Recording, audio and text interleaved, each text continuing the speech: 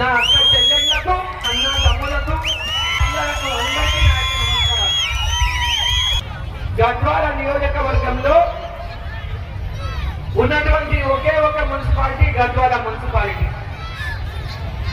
ఈ మున్సిపాలిటీకి రోజు ఎన్నికలు జరుగుతున్నాయి. 11వ తేదీ నాడు మీరందరూ కూడా ఓట్ చేయడానికి బారులు తీరుతారు. ఎవరికి వేస్తే ఈ గద్వాల మళ్ళా పూర్వ వైభవాన్ని తెచ్చుకుంటుంది, ఎవరికి వేస్తే మన గద్వాల మళ్ళీ అభివృద్ధికి నోచుకుంటుంది.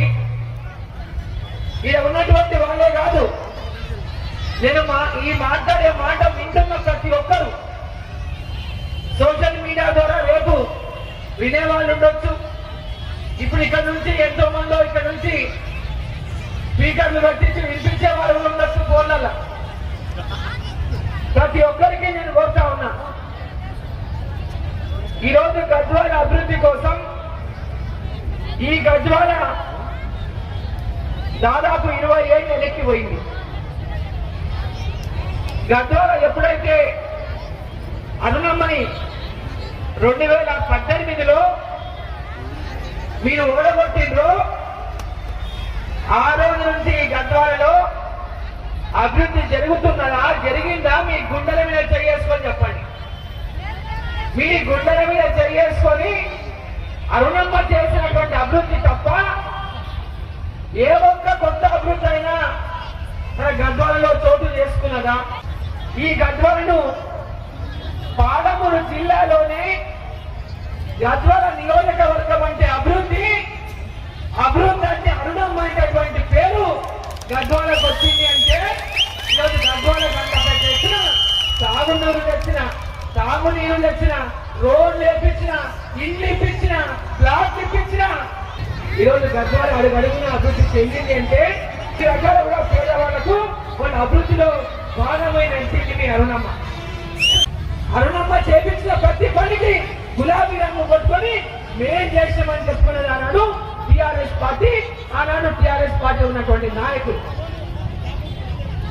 ఈ రోజు మనం మాట్లాడితే గద్వాలని మేము అభివృద్ధి చేసామంటారు. ఏ చౌరస్తాకు వచ్చి మాట్లాడతారో రండి, రేపు పొద్దున వస్తాంటే నేనే ఉంటా. రేపు పొద్దున వచ్చి మాట్లాడతామంటే నేనే ఉంటా.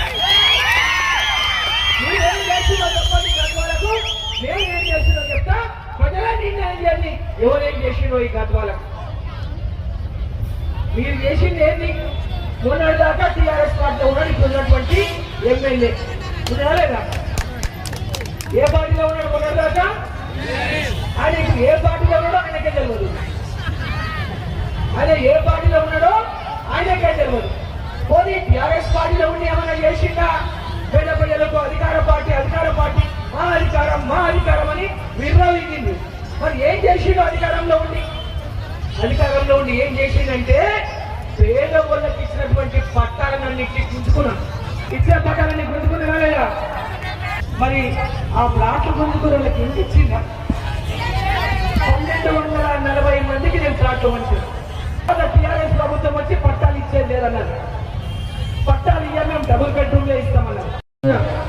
ప్లాట్లు గుంజుకున్న వాళ్ళు కోర్టు తరఫున కోట్లకేసి కోర్టుకెళ్ళి తెచ్చుకుంటే 670 మందికి ప్లాట్లు ఇస్తామని కోర్టు చెప్తే ఆ డబుల్ బెడ్రూమ్ ఇస్తామని ఇప్పటిదాకా అడుగుడియారు.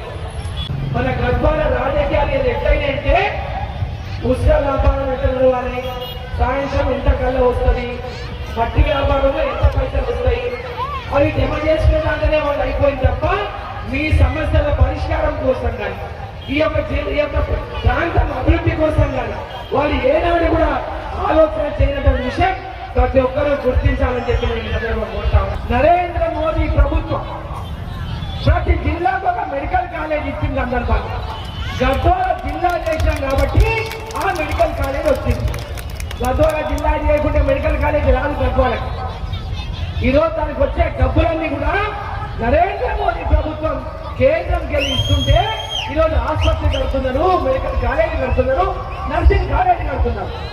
మన గద్వాల మున్సిపాలిటీ, ఈ గద్వాల మున్సిపాలిటీలో ఈరోజు వస్తున్నటువంటి ఫండ్స్ అన్ని కూడా సీసీ రోడ్లు కావచ్చు, ట్రైన్లు కావచ్చు, ఈ వాటిలో ఎలాంటి వాటిలో ఏ పనులు చేసినా అవి నరేంద్ర మోదీ గారి ప్రభుత్వం ద్వారా మున్సిపాలిటీకి వస్తున్న పైసలే తప్ప ఈ రాష్ట్ర ప్రభుత్వం ద్వారా ₹1 కూడా వెళ్ళని చెప్పి నేను తెలియజేస్తాం. మన గద్వాల మున్సిపాలిటీ కూడా 65 కోట్లు మన మున్సిపాలిటీకి వచ్చినాయి అమృత్ పథకం కింద. మీ వార్డుల్లో ఈరోజు గద్వాల భారతీయ జనతా పార్టీ గెలిపిస్తే మిమ్మల్ని నేను కోరుతున్నా, ఈ మున్సిపాలిటీలో కూడా మొన్న మీరు ఎట్లా వేసిందో పార్లమెంట్కి ఓట్లు. మన దేశంలో ధర్మం నిలబడాలి, మన దేశంలో పెద్ద ఎత్తున పేదవాళ్లకు న్యాయం జరగాలి. నరేంద్ర మోదీ గారు పేదవాళ్ల కోసం చేస్తున్నటువంటి అన్ని పథకాలు పేద ప్రజలకు అందాలి. తక్కువ వడ్డీకి నరేంద్ర మోదీ గారు లోన్ తీసుకుంటే మీకు మాఫీ చేస్తామన్నా వడ్డీ మాఫీ చేస్తారని రాష్ట్ర ప్రభుత్వం. గతంలో టీఆర్ఎస్ పార్టీ పెద్ద ఎత్తున ఈ రాష్ట్రంలో అప్పులు చేసి పేద ప్రజల పేద మీద అప్పులు చేసి లక్షల కోట్ల అప్పులు తెచ్చి ఈరోజు నెత్తుల మీద అందరికి అప్పులు పెట్టి లక్షల కోట్ల అప్పులు తెచ్చి వేల కోట్ల వాళ్ళు సంపాదించుకొని పోయింది. కాంగ్రెస్ పార్టీ ఎందుకు గెలిపించింది? మీరు కాంగ్రెస్ పార్టీ ఎందుకు గెలిపించింది? మీకు 2000 పెన్షన్ 4000 చేస్తాం అనగా పింఛన్ వస్తాం చేయలే పని ఎవరికి వస్తలేవా? 2000 పెన్షన్ 4000 అయిందమ్మా.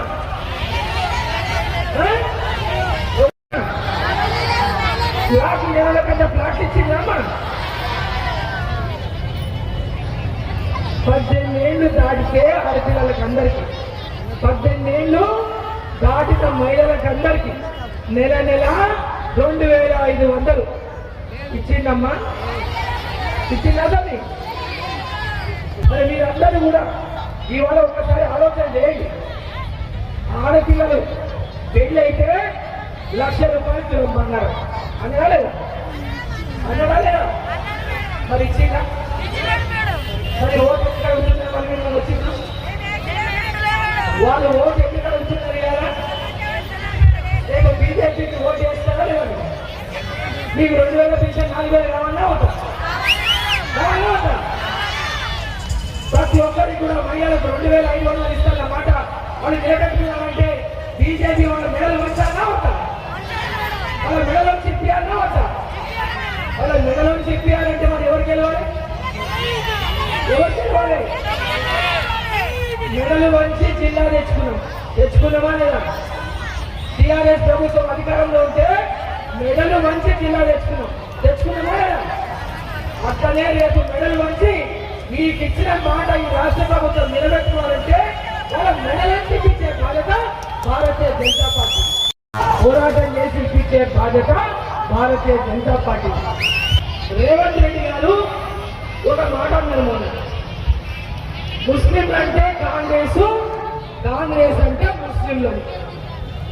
ఎందుకన్నాడు? ఓట్ల కోసం అన్నాడు.